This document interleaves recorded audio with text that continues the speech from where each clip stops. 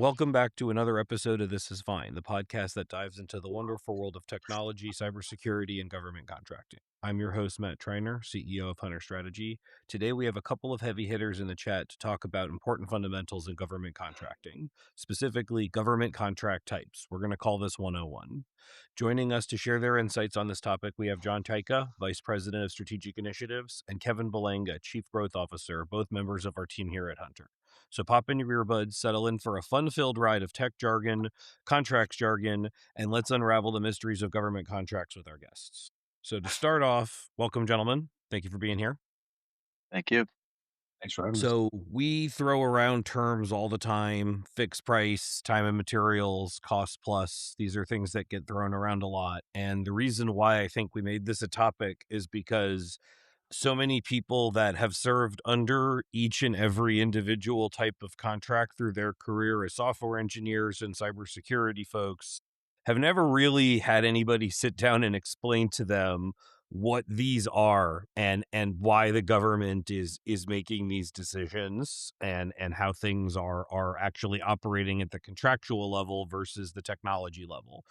So with that in mind, kind of as the audience, what are the different types of government contracts and how do they differ in terms of structure, risks, and payment?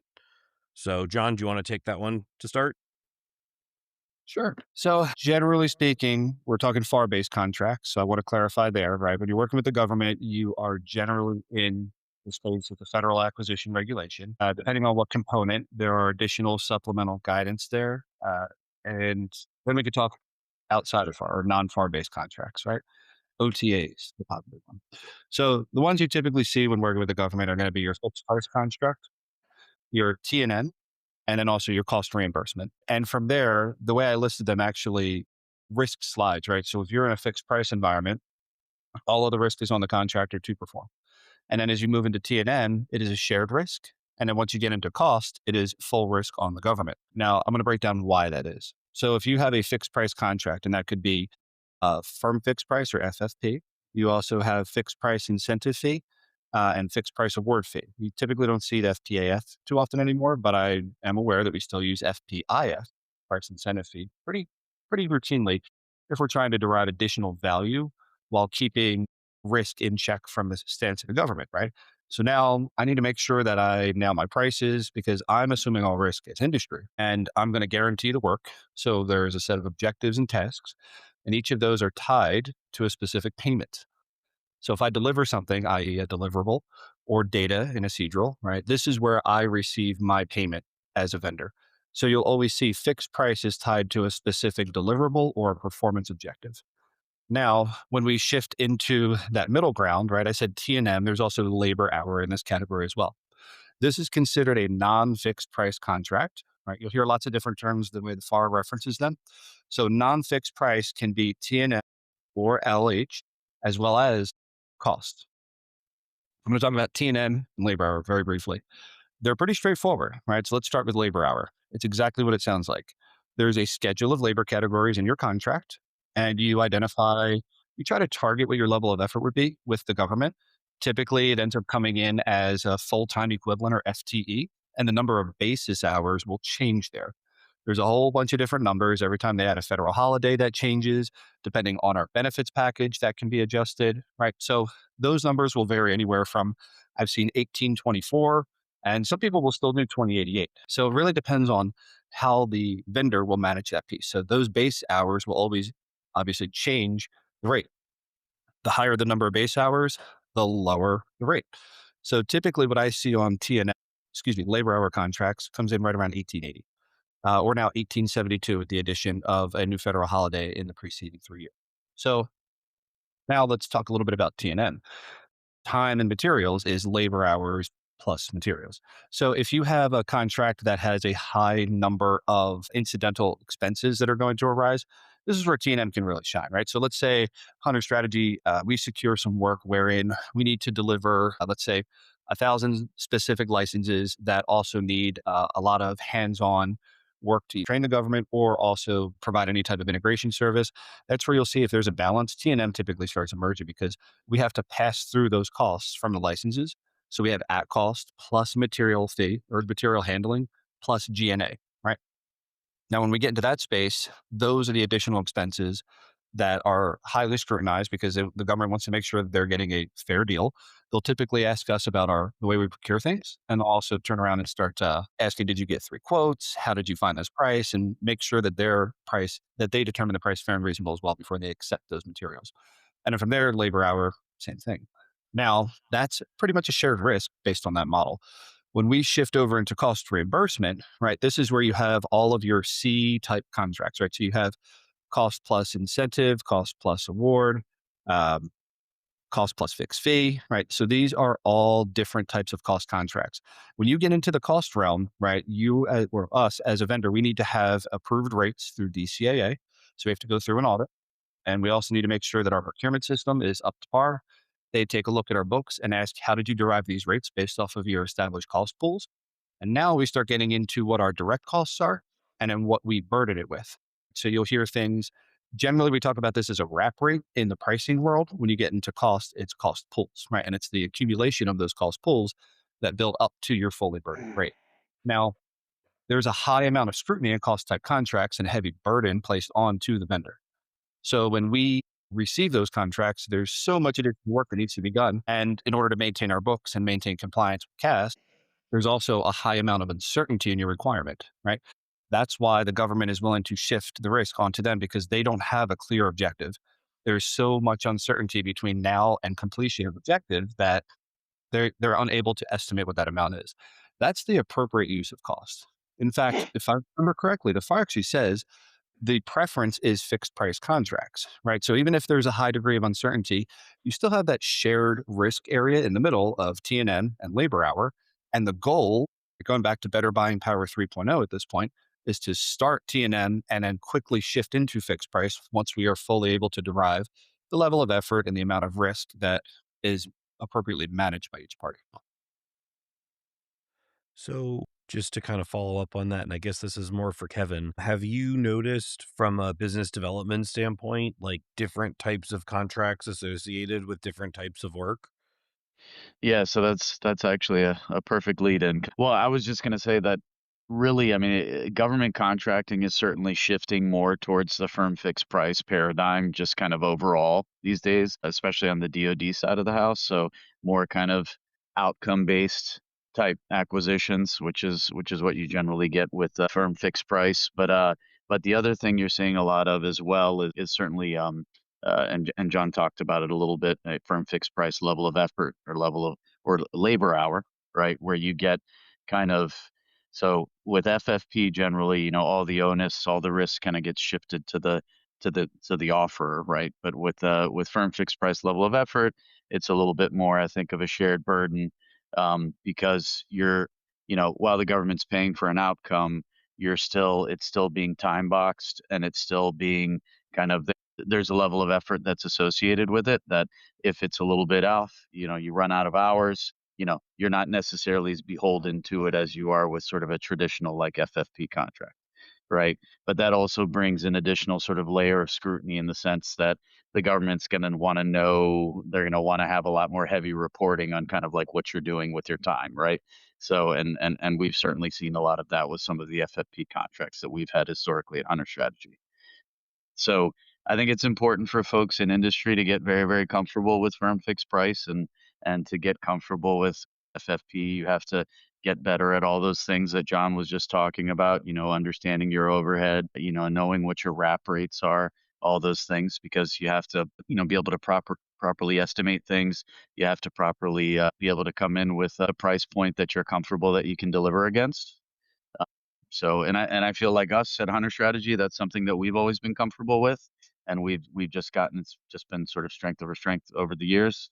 We've never shied away from FFP contracts, which is a good thing because again, you're just seeing less and less of these time and materials type contracts where it's everything's very nebulous and the government's essentially taking all the risk, right?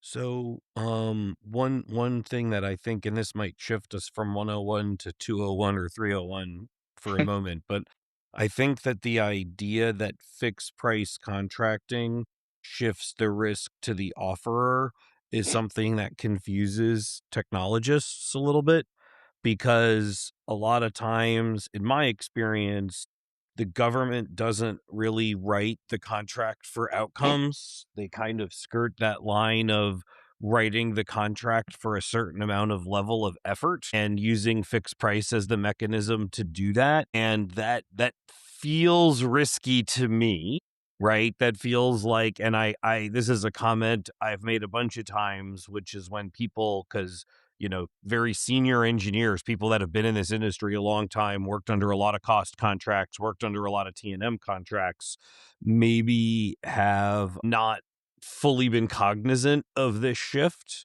because they'll ask questions like, well, what does our contract say? Because they're getting worried when the government is piling on more deliverables and trying to squeeze blood from a stone from sprint teams and kind of meet real mission challenges. I don't think the government's being a bad faith actor in this. They've just, been served a really difficult mission set, and accordingly have to kind of figure out how to deliver on it. And the kind of tongue-in-cheek answer I give a lot is that, look, we've got to do our best. We've got to work with the customer, right? Because we obviously want the customer to have like the outcomes that they're looking for. They can buy these services from anywhere. They choose to buy it from Hunter because we're very mission oriented.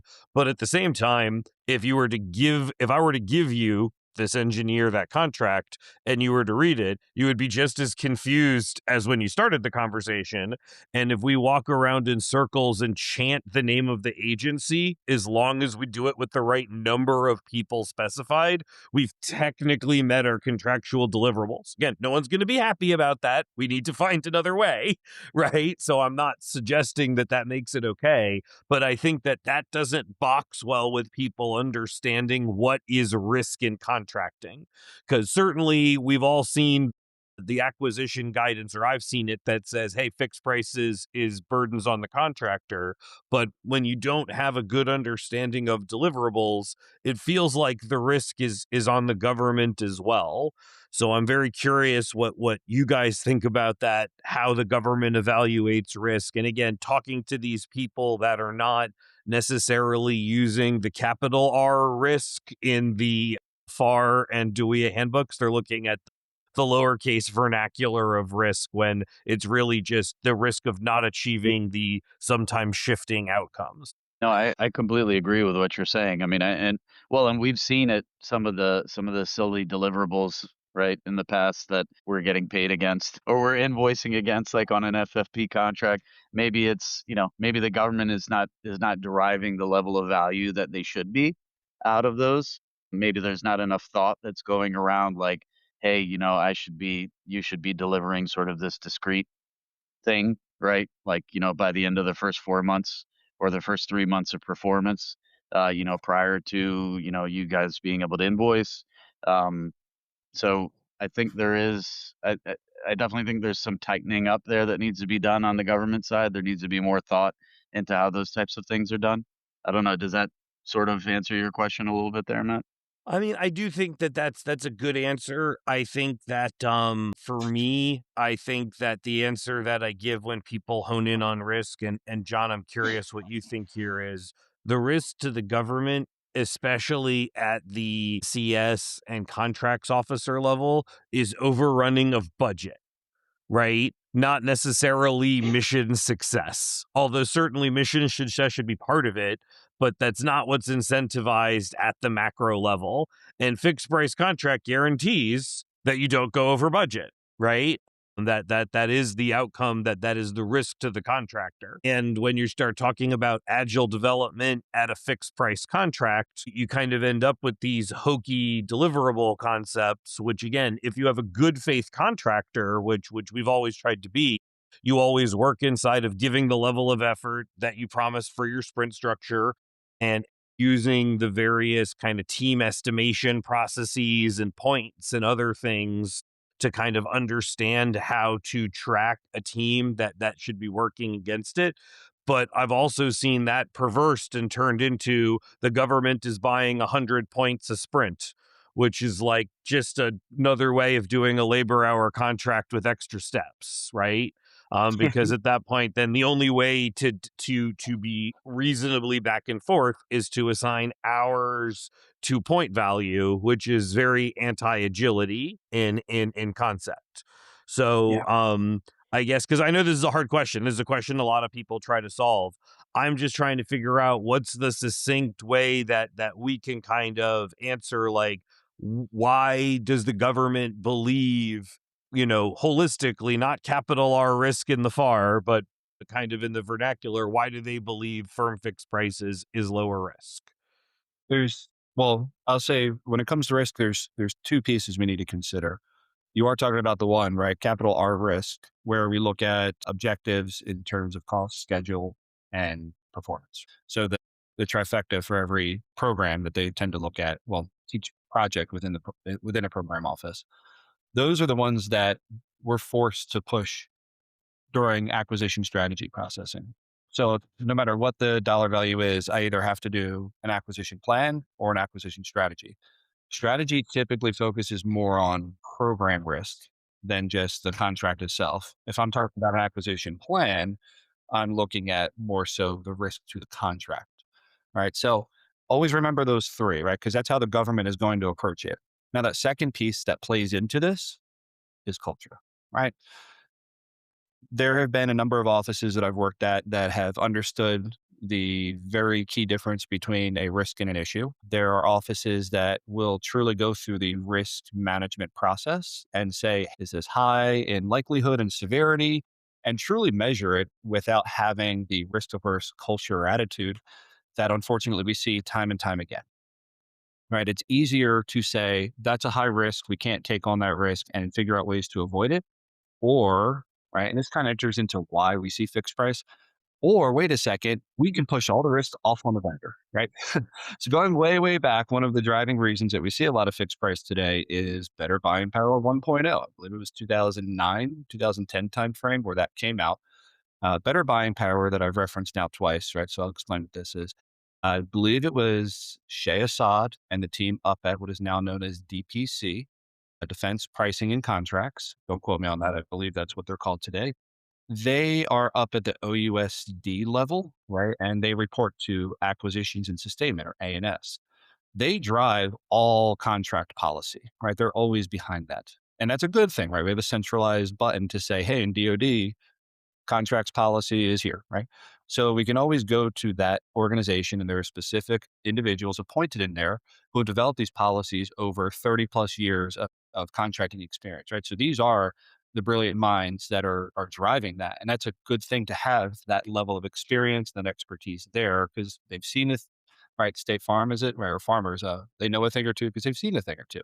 So they're really driving that policy. Now, better buying power was back in the Shea Assad days when he released and stated, hey, we're going to go everything fixed price. We're going to shift all the risk to the vendor. We've noticed this direction of everything being T&M or everything being cost. And there's such an administrative burden and an excessive cost that we're going to push everything there, right? And then the pendulum shift, right? Better Buying 2.0 came out. And they said, oh, well, we need to reconsider that position. And a little bit over rotated, right? Back into the other direction of accepting a lot of that risk and pushing cost again, right? And that's where we saw the proliferation of a lot of the Con 1 and 270 classes that require contracting officers to go and take cost-based classes, right? Even your level one for DAWIA in the Air Force, or for sorry, that was APDP in the Air Force, DAWIA for Defense Acquisition Workforce Initiative Act for DoD civilians. They're mandated to take these classes to get their higher levels, right? So by the time they're level 2 or level 3, they have had sufficient education on the costing aspect of it. Then you saw the shift back into the center with Better Buying 3.0. And that's where they talked about, let's find the right contract for the right requirement. And that takes some time to figure it out. Sometimes you need to go T&M, but the goal, of course, is to minimize risk on the government and shift it back to fixed price where practicable, right? So that's why you've seen that guidance come out. And that was between 2010 and 2015, that time frame at least, that those publications came out and really started impacting the way that we did business as a contracting officer in the United States Air Force and the Department of Defense. So I think that kind of just talks through the shift. I think that's really helpful. I'm curious because I think I hit on one misconception that like risk the way that an engineer understands risk. Because I think you actually hit it on the head is what's the risk to the government versus what's the risk to the program, and difference between, strategy of how you structure a contract versus strategy of what the contract type is. But what are some other common misconceptions in government contract, right? Sorry, in use of government contract types, more specifically. So what would be an example that I think about a lot is I've heard people throw the gauntlet down and say, well, you can't use fixed price to buy labor. Government does it all the time, right? It might not be in the spirit of Better Buying 3.0. I don't know if it is or isn't because I'm not an acquisition officer and I haven't read it. But I think that another is that I've heard a lot of companies believe, well, I can't do a cost plus contract without Deltec. Right, that's impossible, and I also don't think that that's well, certainly tools make it easier. I don't think that that's fully accurate either. What are I'll flip this to you, Kevin, first. What Mhm. do you think are some kind of common misconceptions about use of government contract types? I kind of look at I think John and I will be coming from this to this question from different angles. For me, more about being on the industry side, what are some of the misconceptions when we bid on government contracts and when we execute on government contracts? I can probably provide more insights on that side. John can probably I think he can provide more insights sort of on the government side for that question. For me, as far as misconceptions, like when you have, especially with folks that are first getting started, in government contracting and want to win government work. For me, the big thing is a lot of people, first of all, I think they have to humble themselves a little bit from the perspective of, hey, it's just government. How complicated can it be? How difficult can it be? Right? Especially people that are coming from the commercial side of the house. And I think people learn fairly quickly that doing work with the government is incredibly complicated and there's a tremendous amount of nuance involved in that. I think also for the folks that are starting to kind of understand how to do business with the government, it's I don't want to call them bad actors, but they kind of are in a way because they mess things up for the rest of us. But the folks that come in really, really low with their price point to win a government contract and then they can't execute. I, I think a lot of people have a misconception that let's just win this work and then winners' problems are great, but the type of winner's problem that is not good is when you're like, okay, hey, we'll figure it out later. Like we'll renegotiate later because we know that we're not going to be able to deliver against these rates. And 9 times out of 10, the government's not going to do that, or they're just going to terminate your contract altogether. So Matt, were you about to say something there? No, I was gonna say, I think it kind of circles the square a little bit because I think that to some degree what you're referring to is that people take advantage of what they think to be a poorly structured contract Mm-hmm. and kind of bid in bad faith based Yep. on that. Yep. I think that is a common misconception, especially from the outside, from people that look at government contracts without Mm-hmm. being a part of it. And there's a lot of companies that have been reasonably successful in winning work that way because the acquisition process takes a long time, and so you're kind of using your jugular as a company as a defense mechanism because there's a chance that somebody just stabs you and you bleed out. But it is kind of some mutually assured destruction if you're bidding on really critical work and the Mm-hmm. government doesn't have time to go through that acquisition process again, right? Yep. That definitely and I experienced this many years ago, but there's a little known provision in the FAR that allows you to award the rest of a contract to the second best bidder. I've Mm-hmm. only ever seen it once in my career, and I didn't even know it was a thing. But a company was really struggling at the end of their base year, and the government decided to enter into negotiations with the number two bidder that from a year ago, and basically just award all of the option years on the same contract in kind of an abbreviated acquisition process because they were very unhappy with the vendor that initially won. So it Mm-hmm. really was an interesting button that I rarely see pressed.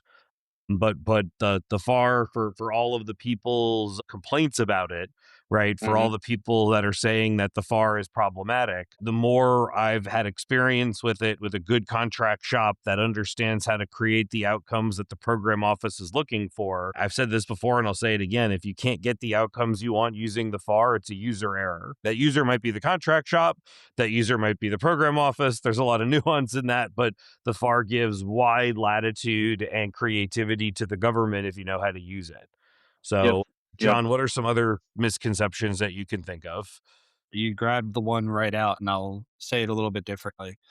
Um, Industry influences government in the way we do contracts, right? They absolutely do. A lot of people have the misconception that the government is not going to talk to you or they won't communicate with you.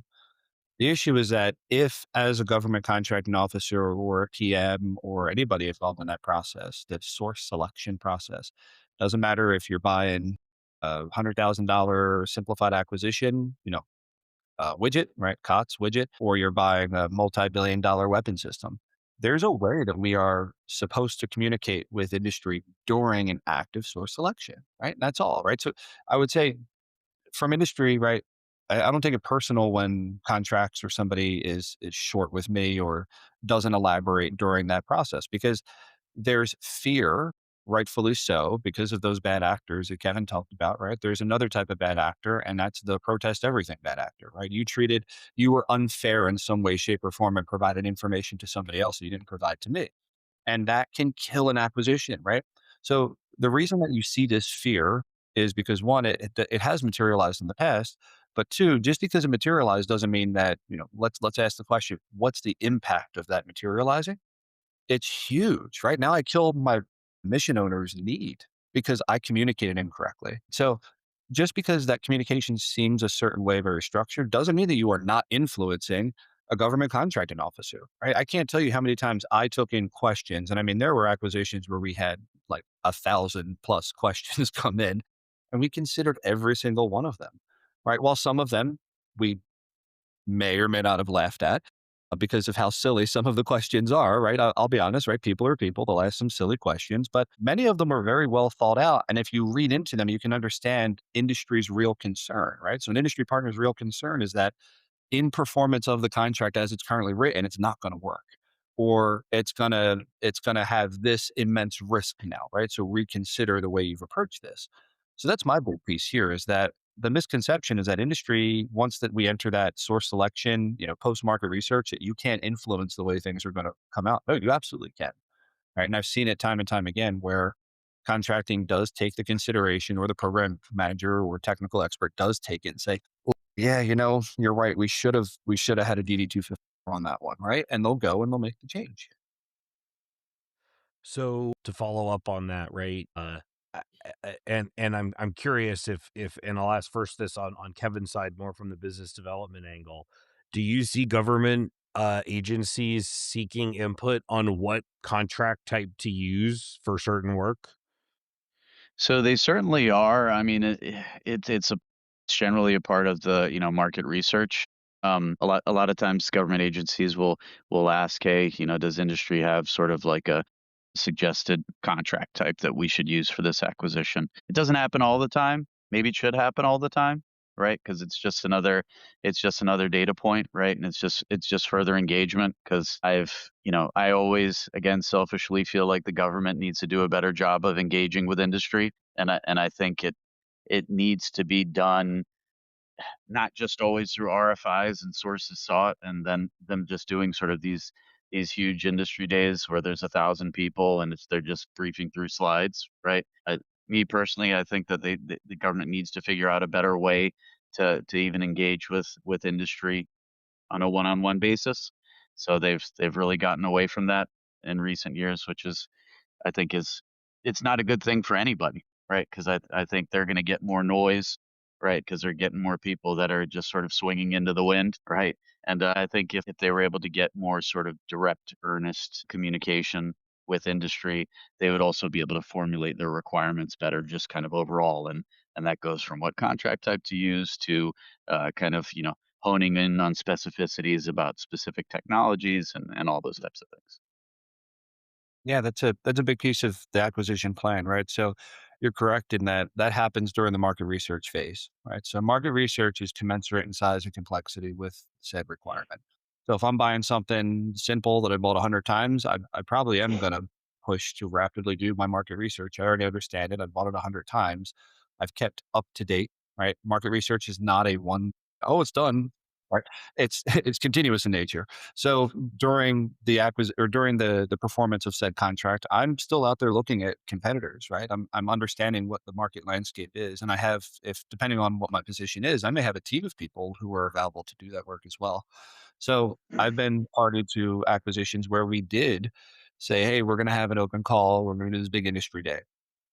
Post industry day, we said, okay, based off of what we understand the DoD specific, right, bespoke needs are, that's where we're going to call in specific vendors and have meetings with more than the ones we believe that can perform this, right? Well, we're going to pull in the ones that we believe can perform or show promise to perform and do have one-on-one meetings with them, right? That does still occur. So it's just that it's not that often, depending on the dollar size or the complexity of the requirement, right? Or that you're a known entity at that organization, right? That would be why those invites aren't coming out. I'll say during my market research days on several procurements, it was, I know these companies are capable of doing it based off of my personal experience, right? I've seen them do this. So we're able to pull them in and do that, right? But if that's not done during the market research phase and my acquisition plan is lacking a contract type, I need to go back and ask, what's the right contract type? That's where that decision's made. Once it's out on the street, contract type, I have not seen contract type personally change once it's out on the street, short of a protest, right? Outside of SAMHSA, remember that one? Yeah, that was a weird, yeah, we saw, we've seen, I'll say, John, this is just the interesting sampling of like when you kind of, you get a lot deeper knowledge from kind of Mhm. when you used to be on the gov side, but you certainly don't get the depth of knowledge on the industry side because you don't see all how the sausage is made. But oh my God, we've seen some wild stuff. Like we Yeah. and Best Kevin value to mentioned, LPTA, back to best value yeah, well, that after wasn't a it contract dropped. type. That was an eval type, No, no, no, right? that But was after yes, the you're right. It during, and I to this day, I'm like, did they switch templates by accident? Did they really decide to go from best value to LPTA back to best value based on question rounds? It was wild. Yeah. Yeah. Now, I have seen also in contract type during solicitation, not the whole contract, but Mhm. and I won't name the agency because we still work there, and it was a big FedSim procurement, so it was pretty sizable in nature. I just remember that there was a very large FedSim procurement a couple years ago. They didn't change the entire contract, but it was initially an entirely FFP contract, and they decided to make certain CLINs cost plus Yeah. during the procurement. I think that that was legitimately a feedback based change because they were, Well, FedSim for all of its flaws, and there are many, they run right. a very clean legal shop. And when all of the very kind of pre vetted vendors that have FedSim vehicles are all telling you, hey, we don't have enough information to bid this fixed price, they're going to make that change so that they don't, I mean, if anything, to keep their zero sustained protest advertising continually accurate, right, by kind of being that neutral arbiter, in the same way that if there is a protest on a FedSim vehicle, they tend to do corrective action right away, and that tends to be the way that they avoid ever having anything sustained because they're very quick to do that. So we've talked about how cost plus really shifts the risk back to the government in many ways because the contracts are ill defined. But I'm curious, and I guess this is more of a John question first, from your perspective. But Kevin, because before you did growth and development, you did manage a bunch of programs. So I'm curious yours as well.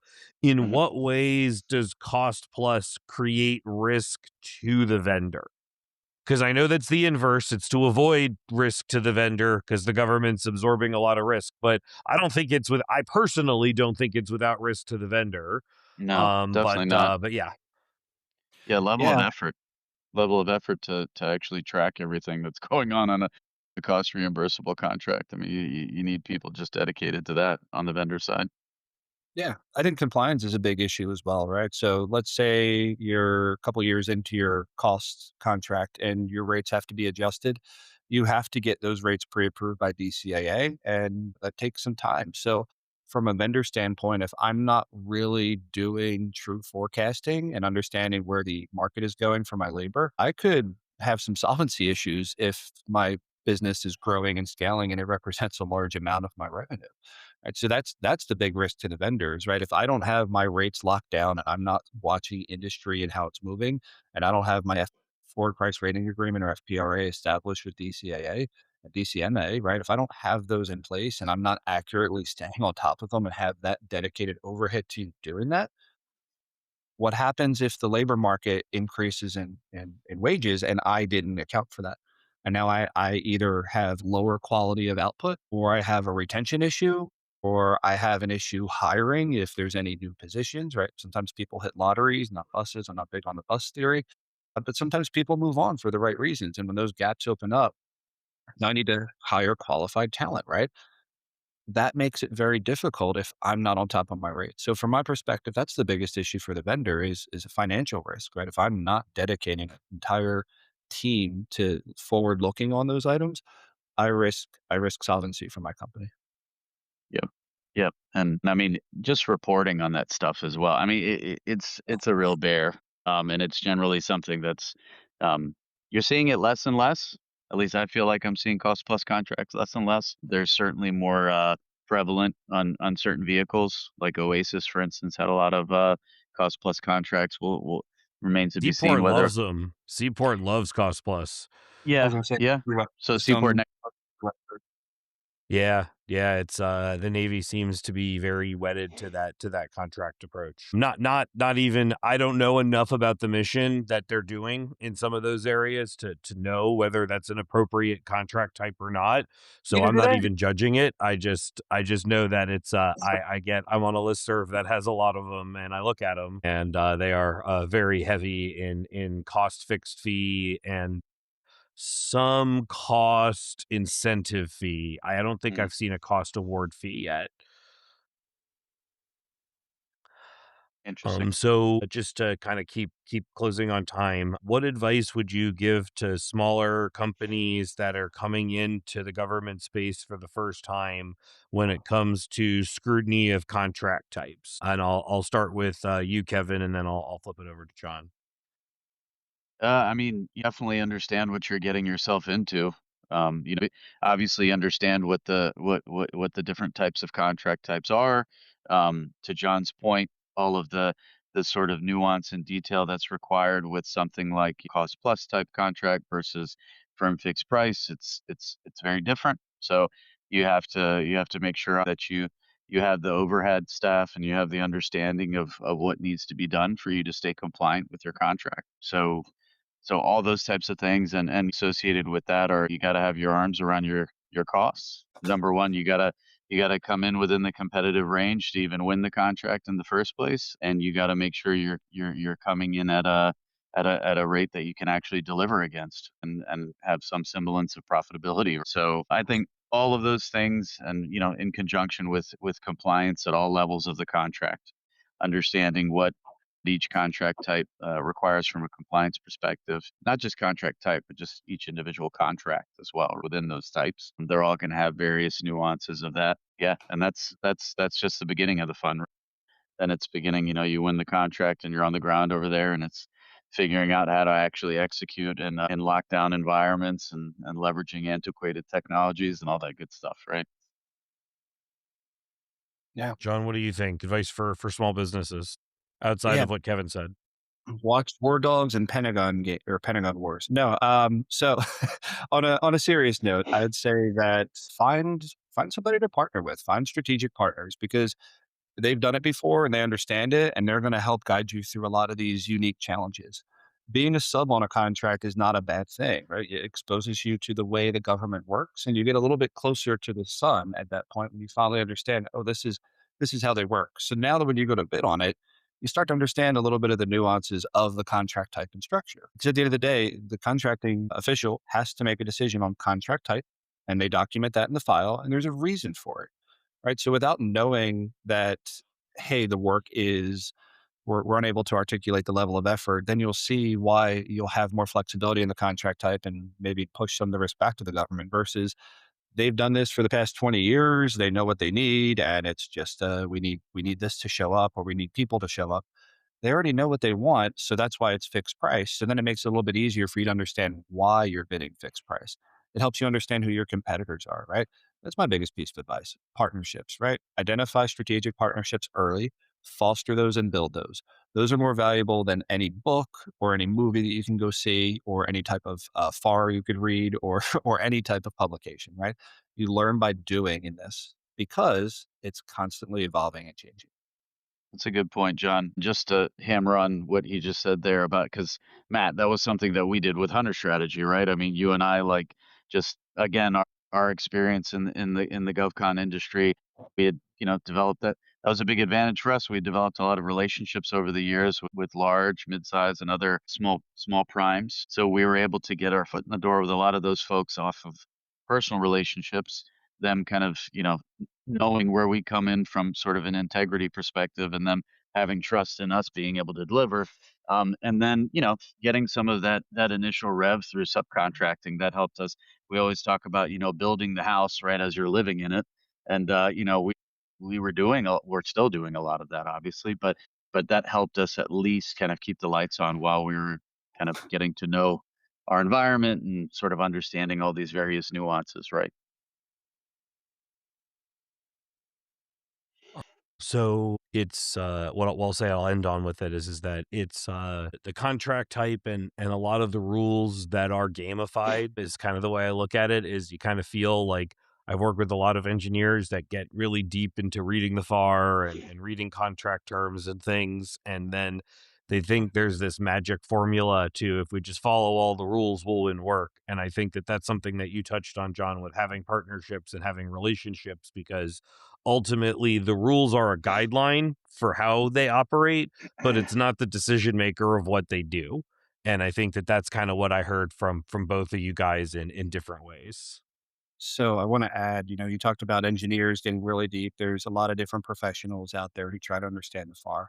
And there's a really valuable resource out there, My First FAR. Did It's you just actually draw that or is that an actual cover? this is an actual book by ASI, very, very strong in the acquisition community. Will Roberts was part of the game with this. I actually have read this to my children, and now my children read it back to me. So, you Oh know, my god. one out of Matt, does 500 Gavin have children. this? It I seems like a haven't book gotten Gavin would have. for him yet, but I have thought about it. Yeah. Yeah. We can give this to our engineers, and it'll make it so much easier for them to understand. So, I love it. That's awesome. What a great note to end on. Well, everyone, thank you very much for joining me this week. It's been another episode of This Is Fine. Thank you both. I appreciate it. One and more to come for government contract series. All right, thanks guys. for Thank you.